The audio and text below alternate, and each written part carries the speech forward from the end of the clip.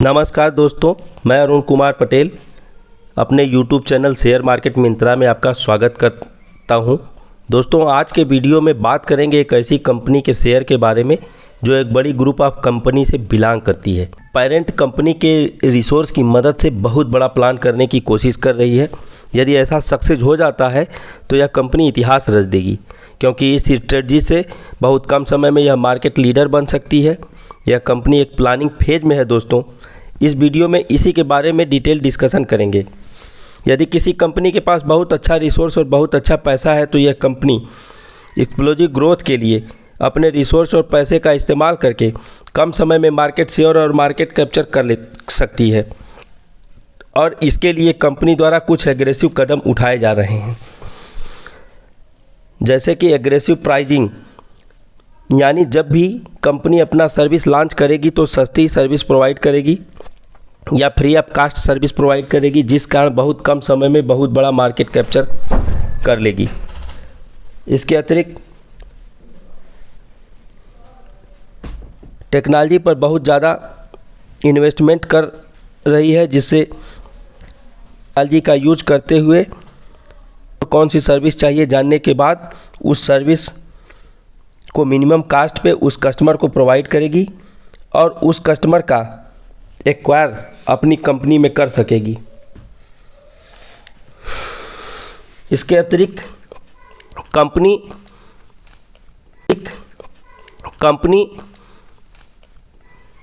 Comprehensive ecosystem provide करते हुए एक इको पैक की तरह सारा कुछ, जैसे कि insurance, demat, finance service, home loan, car loan, mutual fund इत्यादि की सर्विस एक बंडल के रूप में प्रोवाइड करेगी, जिससे कस्टमर को सहूलियत हो, रेट रिड्यूस्ड हो और फ्रेंडली यूज कर सके। इसी के अंतर्गत पार्टनरशिप एक्विजिशन करेगी, टेक्नोलॉजी का एक्सपेंशन करेगी, कस्टमर सेंट्रिक अप्रोच अप्लाई करेगी, जिससे कि प्रत्येक कस्टमर के पास स्मूथली पहुंचा जाए, अच्छी सर्विस प्रोवाइड की जाए और अपनी कंपनी की तरफ कस्टमर को खींचा जाए। और उसके अतिरिक्त रूरल एरिया में फोकस करके जहां जहां पर ग्रोथ की संभावनाएं हैं उसमें एक्सपेंशन करेगी। अभी तक दोस्तों आप समझ गए होंगे कि किस कंपनी के बारे में बात कर रहे हैं। जी हाँ दोस्तों, जियो फाइनेंशियल सर्विस लिमिटेड के बारे में बात कर रहे हैं। अब आप कहेंगे कि इसका तो पी रेशियो 130 पे चल रहा है और मार्केट कैप 2 लाख करोड़ के आसपास है, तो अभी इसमें कितना ग्रोथ और पोटेंशियल बचा हुआ है। चलिए समझते हैं जियो फाइनेंशियल करना क्या चाहता है और उसका आउटकम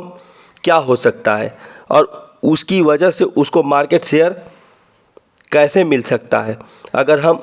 उसको समझने की कोशिश करेंगे तो स्टॉक पी और मार्केट कैप वाला क्वेश्चन अपने आप आंसर मिल जाएगा। दोस्तों, यदि देखा जाए तो जियो फाइनेंशियल एक एक्सप्लोजिव ग्रोथ के लिए इंडस्ट्री के चैलेंजेस को समझने और इसके सॉल्यूशन के साथ इंटर करने की कोशिश कर रही है, जिसकी मदद से एक छोटे समय में बहुत बड़े मार्केट को कैप्चर करने की कोशिश कर रही है। रिलायंस ने इसी स्ट्रेटजी के साथ टेलीकॉम में भी इंटर किया था और जब जियो लॉन्च किया था तो एक्सक्लूसिव प्राइजिंग के साथ एक्सपेंसिव डेटा के सॉल्यूशन को हल किया था और कस्टमर को फ्री में सिम प्रोवाइड किया था और टेलीकॉम सेक्टर में एक बड़े मार्केट को कैप्चर कर लिया और इंडिया के लीडिंग टेलीकॉम कंपनी बन गए। अभी जियो फाइनेंशियल सर्विस की बात करते हैं। उनका इंडस्ट्री मेन फाइनेंशियल सर्विस है, तो फाइनेंशियल सर्विस में ऐसे कौन सा प्रॉब्लम है जिसका सलूशन निकाल कर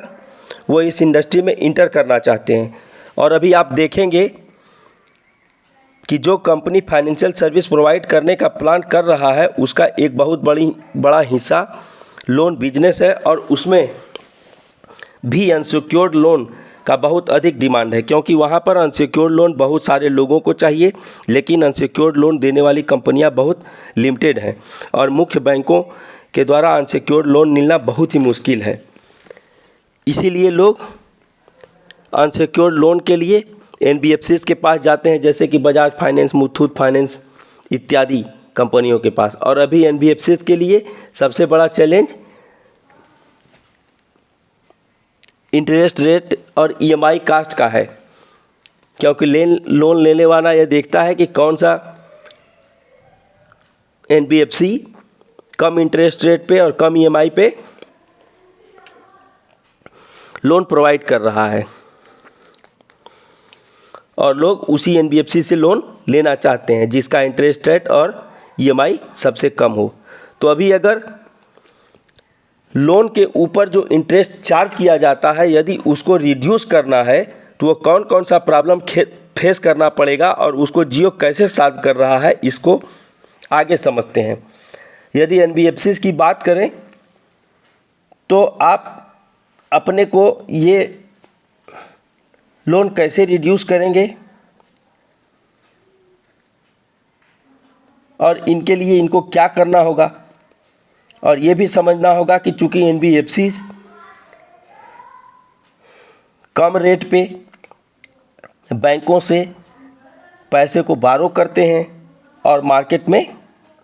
ज़्यादा इंटरेस्ट रेट पे कस्टमर को प्रोवाइड करते हैं,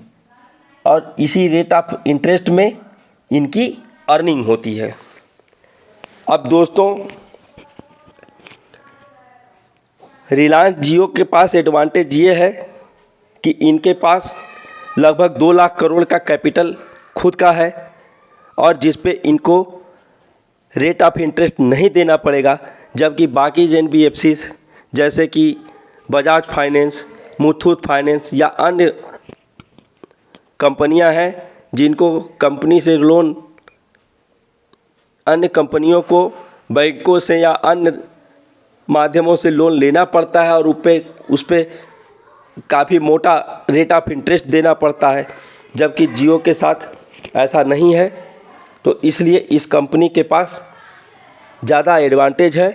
और आने वाले समय में ये अपने रिसोर्सेज को यूज करके मार्केट में काफ़ी बड़ा एक्सपेंशन करते हुए, कस्टमर की रीच तक पहुंचते हुए, कम लोन रेट, इंटरेस्ट रेट पे लोन प्रोवाइड करने का पोटेंशियल है, और आने वाले समय में इस कंपनी में ग्रोथ के बहुत चांसेस हैं। दोस्तों, इसी एनालिसिस के साथ हम अपना वीडियो समाप्त करते हैं और आपसे अपेक्षा करते हैं कि आप हमारे चैनल को सब्सक्राइब करेंगे, हमसे जुड़ेंगे, लाइक करेंगे, शेयर करेंगे। धन्यवाद दोस्तों।